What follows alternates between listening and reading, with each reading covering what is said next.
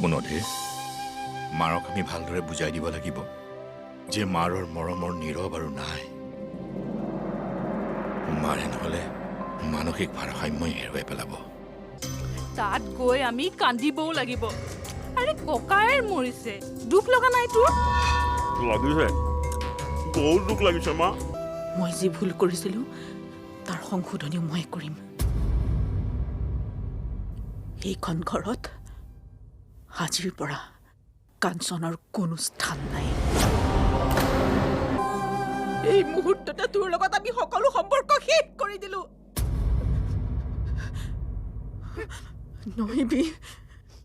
নহিবি আৰু অমৰ ওচৰলৈ।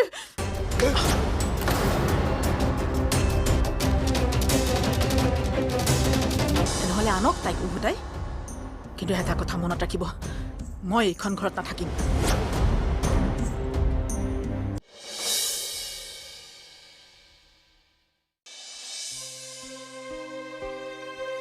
তেনেকৈ নকবি। তই জানই দেখোন পেহা ঢুকোৱাৰ পাছত তাহাঁতৰ কি অৱস্থা হৈছিল। সেইকাৰণে দেউতাই তাহাঁতক আমাৰ ঘৰলৈ লৈ আনিলে। তেনেকুৱা মানুহটো বহুত আছে। সেইবুলি সকলোকে আনি আমাৰ ঘৰত সোমোৱাবি নেকি? পদ্ম আমাৰ ভাই হয়, তেজৰ সম্পৰ্ক আছে তাৰ লগত, আমাৰ পেহী ল'ৰা। তেজৰ সম্পৰ্ক থাকিলে কি হ'ল? জানই দেখোন তাৰ স্বভাৱটো। চা অধীৰ, তই মোক এটা কথা ক, আমাৰ যদি কোনোবা ভাই বিপথে যায়, তাৰ লগত তেতিয়া আমি কি কৰাটো উচিত? তাক ঘৰৰ পৰা উলিয়াই দিয়াটো ভাল, নে তাক ভালকৈ বুজাই পঢ়াই সৎ পথলৈ অনাটো ভাল? পদ্মৰ গাত আমাৰ বংশৰ তেজ আছে, শুদ্ধ পথলৈ আহিব। তই খালি অলপ ধৈৰ্য ধৰ, সি বেয়া বুলি তাক এৰি নিদিবি।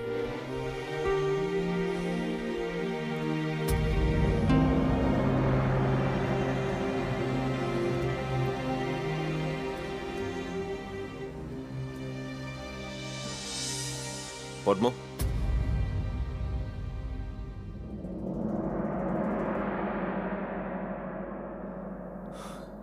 নীৰৱকটো মই হেৰুৱালোৱে, এতিয়া তোক হেৰুৱাব নিবিচাৰোঁ। আমি দুই ভাই মিলি তাৰ আধৰুৱা কামবিলাক পূৰা কৰিব লাগিব, তাৰ সপোনবোৰ জীয়াই ৰাখিব লাগিব।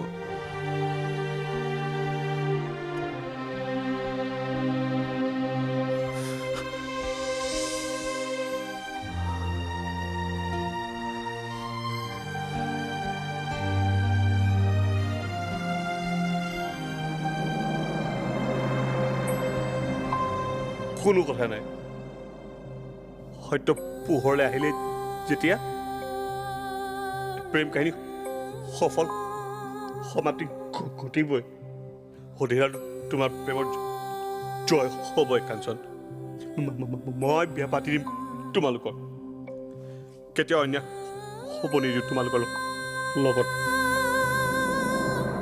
তুমি সকলোৰে ন্যায়ৰ কথা চিন্তা কৰিছিল আৰু প্ৰকৃতিয়ে তোমাৰ লগতে ইমান ডাঙৰ অন্যায় কৰিলে। কিয় ভগৱান, কিয় তুমি নীৰৱক লৈ গ'লা?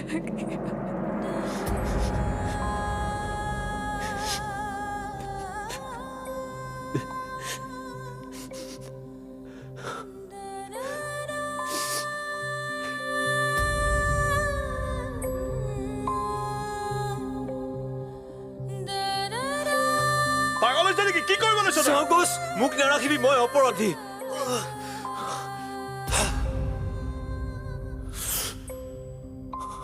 তই অপৰাধী কেনেকে হ'ব পাৰ? অপৰাধী মইহে, তোৰ অপৰাধী, কাঞ্চনৰ অপৰাধী।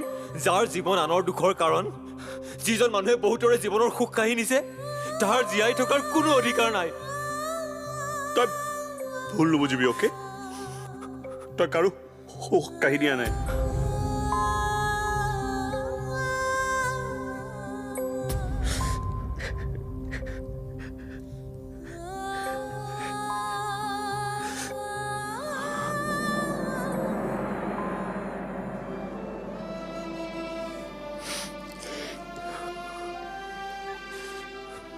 অধীৰ, এনেকৈ দুখ কৰি থাকিলে নহ'ব। তই ভাবিছনে এই ৰাতিখন কাঞ্চন কলৈ যাব পাৰে? না হাতত পইচা আছে, না ফোন। এই ৰাতিখন বাহিৰত কাঞ্চন সুৰক্ষিত নহয়।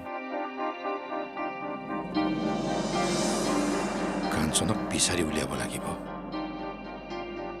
মাৰে তাইক উলিয়াই দিছে সঁচা, কিন্তু আমি পাহৰি গ'লে নহ'ব যে তাই আমাৰ নীৰৱৰ পত্নী।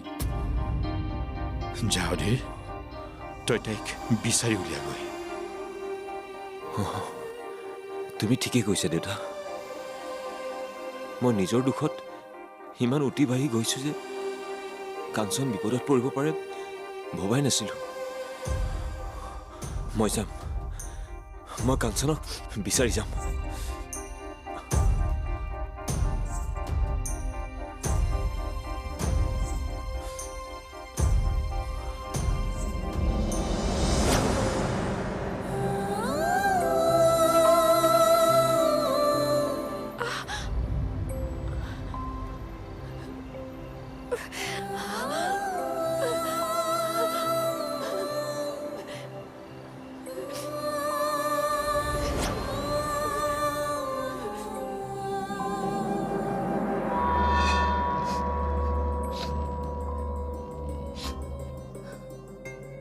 দাদা, মই যাওঁ দে।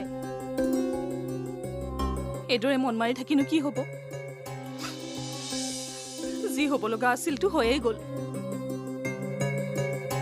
তয়ো দিনে দিনে বেমাৰী হৈ গৈ আছ, অলপ নিজৰ যত্ন ল'বি। তুলসী, তই কলৈকো যাব নালাগে, ইয়াতে থাকিবি।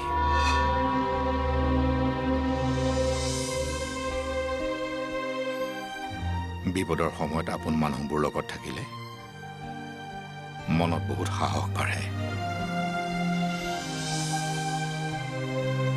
এই সময়ত আমি আটাই মিলি একগোট হৈ থাকিব লাগিব।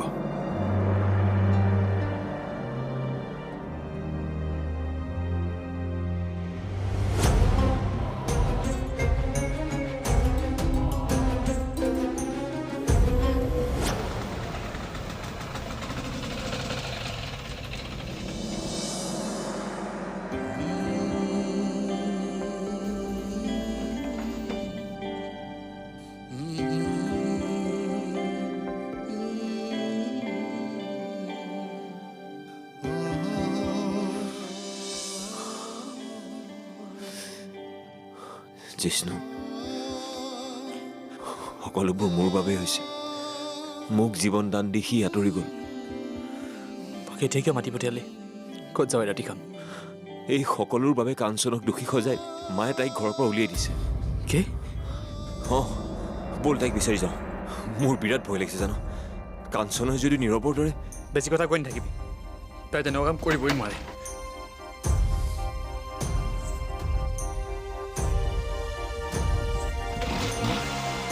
জলদি উঠ। ব'ল।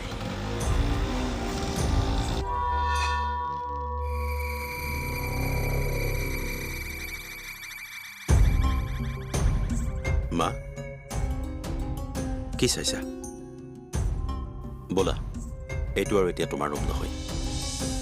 কোনে ক'লে তোক এইটো মোৰ ৰুম নহয় বুলি? পাহৰিছা নেকি মা? আমাক এইখন ঘৰৰ পৰা উলিয়াই দিয়া হৈছে। নাই পাহৰা, একো পাহৰা নাই মই। কাঞ্চনৰ সেই অপমান, ৰাধিকাৰ সেই স্বৰ, একো পাহৰা নাই মই।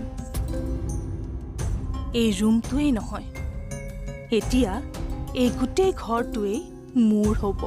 মোৰ। কেনেকৈ? অধীৰ থকা নথকাটো একেই কথা।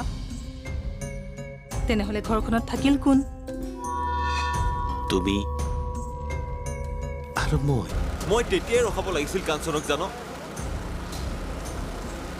ডাঙৰ ভুল কৰি দিলো মই।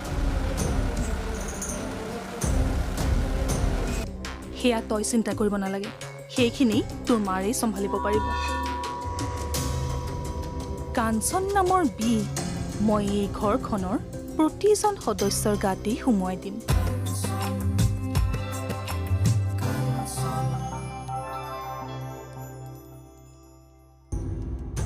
এই ৰুমটোৱেই নহয়, এতিয়া এই গোটেই ঘৰটোৱেই মোৰ হ'ব। মোৰ।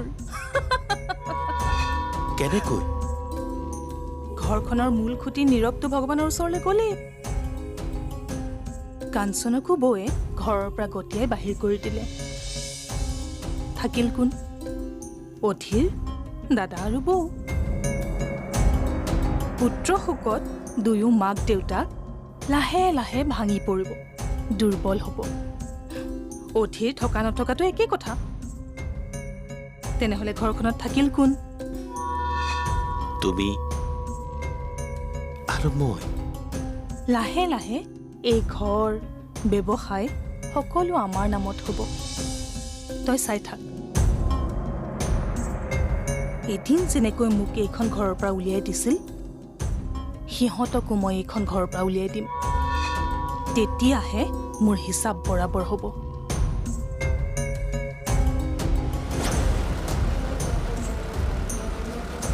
মই তেতিয়াই ৰখাব লাগিছিল কাঞ্চনক, জানো? ডাঙৰ ভুল কৰি দিলোঁ মই।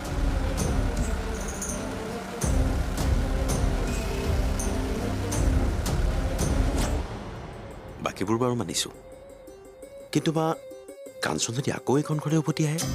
কিনো সৰু ল'ৰাৰ দৰে কথাবিলাক কৈ আছো? আজি এইখন ঘৰত যি ঘটিল সেয়া সৰু ঘটনা নেকি? শাহু বোৱাৰীৰ মাজৰ সম্পৰ্কৰ কি সাংঘাতিক পৰিৱৰ্তন। প্ৰথমতে কি মৰম, আৰু আজি সেই শাহুৱেকেই বোৱাৰীয়েকক চুলিত ধৰি টানি ঘৰৰ বাহিৰ কৰি দিলে। মই নেদেখিলোৱে নহয় মা। কিন্তু কি জানো পদ্ম, মই আগতেই জানিছিলোঁ এইখন ঘৰত এনেকুৱা এটি দৃশ্য দেখা পাম বুলি। কাৰণ শাহু বোৱাৰীৰ মাজৰ মৰম অশুভ লক্ষণ। কিন্তু মামীৰ মনটো বহুত কোমল মা, আকৌ মৰম জাগি যোৱাৰ সম্ভাৱনা আছে। সেয়া তই চিন্তা কৰিব নালাগে, সেইখিনি তোৰ মাৰেই চম্ভালিব পাৰিব। কাঞ্চন নামৰ বিষ মই এই ঘৰখনৰ প্ৰতিজন সদস্যৰ গাতেই সুমুৱাই দিম। কিন্তু বা কাঞ্চন গ'ল ক'ত? মই জনামতেতো তাইৰ মোমাইতো ইয়াত নাই। এজনী নাৰীৰ জীৱনত ইয়াতকৈ বেয়া আৰু একোৱেই হ'ব নোৱাৰে। বিধৱা হ'ল, নিজৰ শাহুৱেকেই চুলিত ধৰি ঘৰৰ পৰা গতিয়াই বাহিৰ কৰি দিলে। স্বামী হত্যাৰ কলংকও লাগিল। তাতকৈ লাজৰ কথা কি হ'ল জানোনে? নিজৰ দেউৰেকৰ লগত থকা প্ৰেমৰ সম্পৰ্ক ফাদিল হ'ল।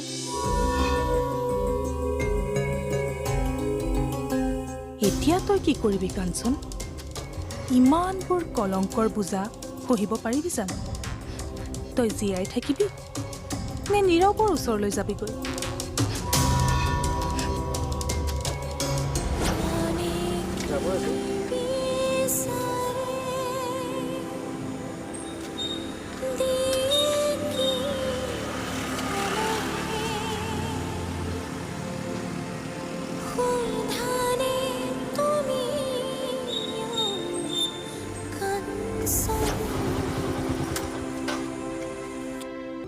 নাকান্দিবাচোন, ঠিক আছে? তুমি যেনেকেই বিচাৰা তেনেকেই হ'ব। আপুনি মানি লৈছে ন? সি মৰা নাই বুলি আপুনি মানি লৈছে ন? নাই মৰা, আমাৰ ল'ৰা নাই মৰা। আহিব সি। আহিব সি আহিব।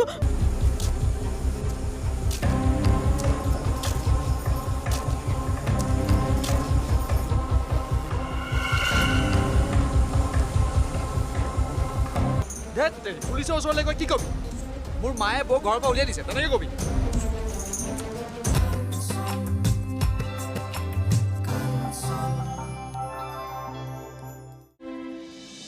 সেইটোৱেটো কথা, নিজৰেই বিশ্বাস হোৱা নাই কি যে হৈ গ'ল।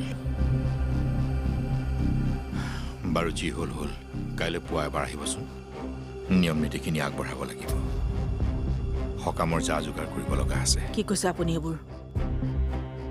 বাৰু এতিয়া ৰাখিছোঁ। আপুনি কাৰ সকাম পতাৰ কথা কৈছে? তুমি ধৈৰ্য ধৰাচোন ৰাধিকা। আগতে মোৰ প্ৰশ্নটোৰ উত্তৰ দিয়ক। আপুনি কাৰ সকাম পতাৰ কথা কৈছে? খবৰদাৰ বুলি কৈছো, নীৰৱ মৰা নাই। কোনোবাই আহি ক'লে আৰু আপুনি বিশ্বাস কৰি ল'লে। সি আহিব, মোৰ ল'ৰা ঘূৰি আহিব।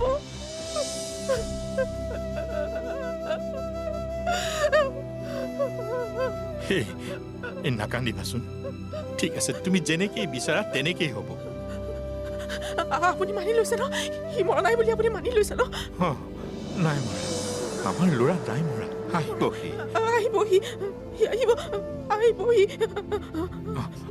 নাপাতো দিয়া সকাম নাপাতো যদি সঁচাকৈয়ে মাৰে ভবাৰ নিচিনা তই উভতি আহ মই আটাইতকৈ বেছি সুখী হম নীৰৱ তই মোৰ ল'ৰাই নাছিলি মোৰ মেৰুদণ্ড আছিলি কিন্তু আজি মই মেৰুদণ্ডহীন হৈ গ'লো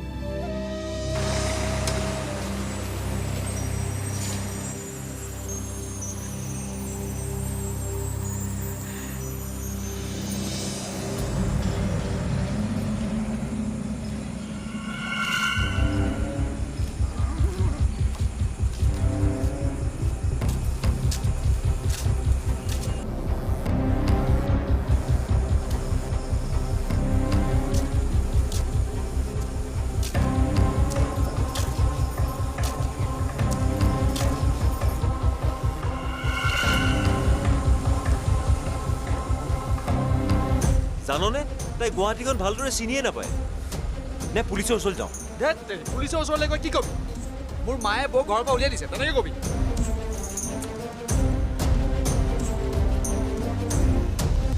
এই বল আমাৰ লগত যি লাগে তাকেই দিম বল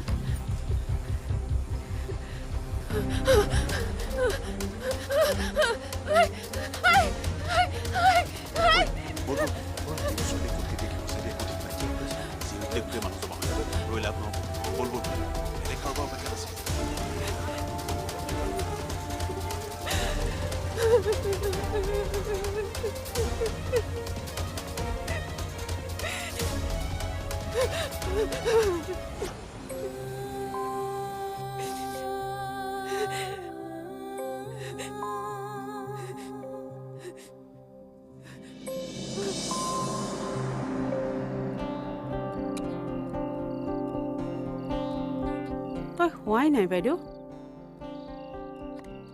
গম পাইছো তই কাঞ্চনৰ কাৰণে দুখ কৰি আছ কিয় অমিনিতা ভগৱান ইমান নিষ্ঠুৰ কেনেকে হ'ল তই বেয়া নাপাবি বাইদেউ ক'ৰবাত নহয় ক'ৰবাত কাঞ্চনৰো ভুল আছে নেকি সেইবাবে তাৰেই ফল ভুগিছে কি কথা ক'বলৈ আহিছ কাঞ্চনক ক'ত ভুল দেখিলি কাঞ্চনে অধীৰক ভাল পাইছিল এই যাদৱটোৱেহে কাঞ্চনক নীৰৱৰ লগত বিয়াত বহিবলৈ বাধ্য কৰালে তেনেহ'লে এতিয়া দেখোন সেইবোৰলৈ সংশোধন কৰিব পাৰি কি ক'ব বিচাৰিছ তই কাঞ্চন আৰু অধীৰৰ বিয়াখন পাতি দিলেই হ'ল কথাবোৰতো সকলোৱে গম পালেই বিয়া হোৱা এমাহ হোৱাই নাই কাঞ্চন কি এনেদৰে বিধৱা হৈ থাকিব নেকি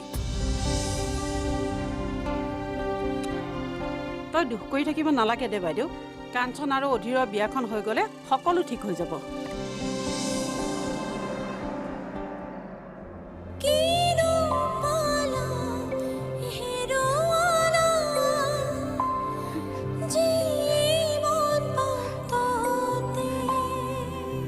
কৰি ফুৰিছো মই আৰু ধৈৰ্য নাই